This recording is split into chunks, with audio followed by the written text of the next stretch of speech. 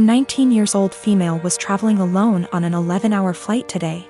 And a guy in his 20-year is in the same row as me.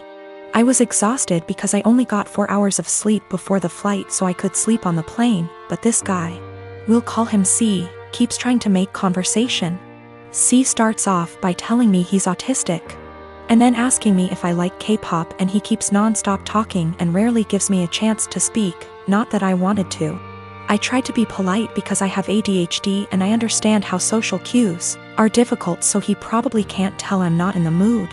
Over the course of the next 20 minutes I tell C maybe 5 times I want to sleep and put my headphones on, and each time, C begins speaking to me after maybe 2 minutes of silence. Finally, I was able to sleep for around 4 hours, but when I woke up C started up again. I'm still really tired, and I had some personal issues the day before my flight, so I'm also socially exhausted. But I let him talk for a bit before I start watching a show on my phone. I tell him maybe 5 separate times that I'm trying to watch a show, and that I'm not interested in talking to him right now, but maybe later. C still keeps trying to talk to me, and when I snap a bit and tell him I'm getting a bit annoyed, he goes into a full-on self-hating, "I'm so sorry, I'm horrible, God, I'm just gonna shut up now" rant. And I feel bad because I should have been nicer to him, and I can understand emotions being too strong and spiraling. I tell C that it's okay, and I just want some time to myself as I'm not the chattiest person, but maybe later we can talk. I put my headphones on and watched my show, but C kept trying to speak to me, but this time I ignored him, which was honestly a shitty move from me, but I just didn't have the energy at this point to interact with him. This was the wrong move, as he moved to get out of the row and stood in the aisle and began yelling at me. I didn't catch everything he said, but it was along the lines of, "Why can't women believe not all men are bad? Some men are on your side. I'm a nice guy, why are you ignoring me?" He storms off to the bathroom, and I take that chance to ask a flight attendant if I can change my seat because he really freaked me out, and I didn't want to have a panic attack on a plane. The flight attendants were amazing and got my stuff and moved me far away from him. I feel like I'm TA because he does have autism, and I could have been more patient maybe, and ignoring him was a shit thing to do. So me and my husband, who I'll call Jake for this story, have been together for 5 years and married for 3. We have recently started trying for a baby as we both felt like that was the next step in our life together. And 3 weeks ago I got a positive test back. We were really happy and told our families, and now my mom and mother-in-law want to throw a big baby shower for us. It was just super good news all around. Well, 2 nights ago me and Jake were getting ready for bed when he reminds me to go through the house and make sure all the lights are off. Now he can be a little lazy at times, and it has become a nightly routine for me to make sure all the lights are off that he leaves on before we go to bed. I wasn't feeling very well and asked if he could just do it since he wasn't doing anything and was literally standing by the door. He then tells me, "No, this is what is expected of you every night." I was a little hurt, but I didn't want to fight with him, so I just did it. When I came back, Jake goes on this very long and unprovoked rant saying things like, "Just because you are pregnant does not mean anything will change, and you are still expected to cook, clean, and do all the chores every day, because how can you be expected to be a mother if you can't handle a little work?" He wasn't yelling or anything, he was talking to me quietly like I was 2 inches tall. I was shocked because I had never heard him say anything like this. The rant went on for about 30 minutes before I interjected and asked, "Well, what do you plan on doing to help me with all of this?"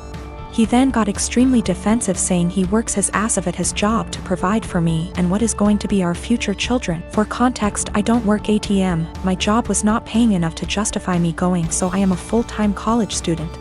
He ended by saying that it doesn't matter how I feel physically or mentally, it is a mother's job to push through. And if he helped and babied me, I wouldn't be a good mother. I got extremely upset and started yelling, and I said that, "I wish I would have known this is how you felt before I got pregnant with your baby." There was a moment of silence before he started crying, and he left for the night to stay at his mother's house. He hasn't been back yet, and my mother-in-law and sister-in-law have called me berating me and saying I broke Jake's heart with what I said, and I need to apologize immediately, and until I do he isn't coming home. I don't know how to feel. So for yelling at my husband after he said he isn't helping me with anything during the pregnancy because it's a mother's job to deal with it? Okay. I am getting some things together and am going to be headed to my mom and dad's house. My mom is furious with him and doesn't want me apologizing to him or talking to him without the situation either being recorded or having a witness. I purchased a 3-bedroom condo in Toronto, Canada 5 years ago when I was in my second year of medical residency. Soon after the purchase, I rented one of the rooms to my roommate to offset the costs of the mortgage. I live in one room, she lives in the second, and the third is my study/office. She has been a great roommate from the beginning. We aren't necessarily friends, as in we don't do things together for fun, but we get along exceptionally well. The entire roommate/tenant relationship has gone swimmingly up until recently. A couple of weeks ago, my roommate broke the news to me that she is pregnant. The father was a fling of hers, who does not want anything to do with the child. My roommate has decided she wants to keep the child anyways, and raise it on her own. To me that seems like a huge challenge, and I admire her for it. The issue is, while I don't necessarily dislike children, I have no desire to live with a baby. While the condo is a fair size, I will most definitely be woken up by the babies crying at night. My condo is also where I like to come home to and relax, like a haven after a long workday. And the idea of coming home to a baby honestly seems absolutely chaotic. Especially since this isn't my own child, i.e. one that my girlfriend and I decided to have / was mentally prepared for. As difficult as it was for me to do this, I told her essentially what I've written here. And that it would be best if she finds somewhere else to live. I am not rushing her out or anything like that, I have given her 6 months notice.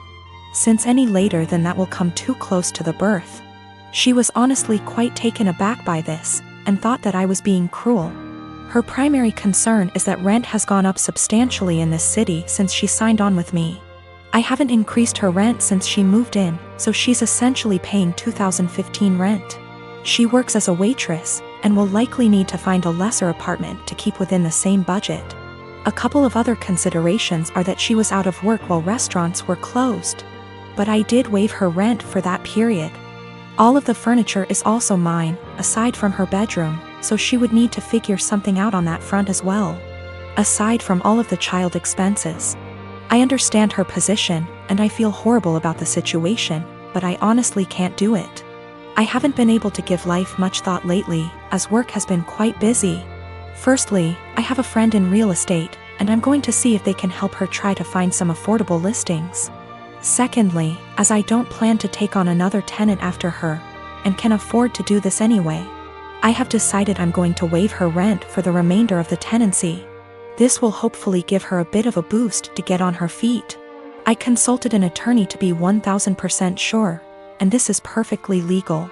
Since I live in the unit, the eviction laws are much more lenient. Her baby will become a toddler, and a toddler eventually becomes a school-age child. Will it really be any better to do this later on? When I came home from work today, I told her that I wanted to discuss the overall situation. Before I even began, she actually apologized to me for how she spoke to me, and for expecting that I would be okay for her to raise her child here. I told her that her apology is totally unnecessary, as her reaction was completely understandable considering the uncertainty of her future. I then told her that I would waive her rent for the REMA. I sustained very bad injuries to my face this month. I'm in the stage of healing when the scar tissue has formed, but it's still very tender, new skin. I'm going to have very obvious facial scarring for the rest of my life. The injury starts about an inch above my hairline, goes down over my brow so that on part, hair will not grow. It continues down my cheek where it is deepest. I'll always probably have an indentation in the fullest part of my cheek. Then it continues to my jawline. In some ways it's okay. I'm happy it's just cosmetic damage. My friends are super reassuring, telling me how badass and sick it's gonna look. They say I'm still as hot as ever, now a little more sexy and mysterious. But in some ways it really sucks. I know that I'm always gonna be seen first as the girl with a scar. And it feels especially bad when people look at me differently. This week, I had to fly home for a family thing. It was a plan I'd made long before my injury. I wasn't really looking forward to the pity or people making a big deal of it. I'd rather it not be acknowledged. I'd also met with my dermatologist, who said that I was at the stage of scar tissue formation, that I no longer should be dressing the wounds. The skin was healing, and instead I needed to be applying topical cream and Vaseline to keep the site clean and moist. It also looks a bit ugly. The building scar tissue is very red and tender, and with the Vaseline over it, looks slick and shiny. So I get on this flight, I have the window seat, and I put on my headphones and drift off to sleep when the plane is still boarding. I wake up to this kid, maybe 4 years old, sat next to me, throwing a tantrum. I didn't catch the first part of it, and I honestly couldn't understand what he was yelling about. His father said to me, "Can you cover that injury?" I said that my dermatologist recommends I don't, so no, I don't think I will. He started snapping at me, saying, "There is no need to be so rude. That injury is graphic and it's scaring my little one." I said, "This is my face. The only damn face I've got. It sucks being told I'm so ugly I can't show my goddamn face in public." He started to backtrack, saying, "Just until it's healed," and I said, "It'll always be with me. Maybe teach some compassion and respect instead of telling a girl half your damn age what you think about her face. That's rude." He actually got up after that, and I think went to a stewardess about a seat change, because a young couple came to sit next to me on a few minutes instead. I've gotta admit, I felt so low that I put on my sunglasses and had a quiet cry for a few minutes.